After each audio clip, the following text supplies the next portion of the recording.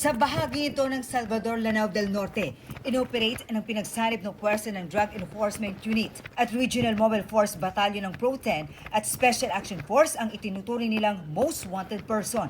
Pero ang sanay implementasyon lang ng warrant of arrest na uwi sa engkwentro.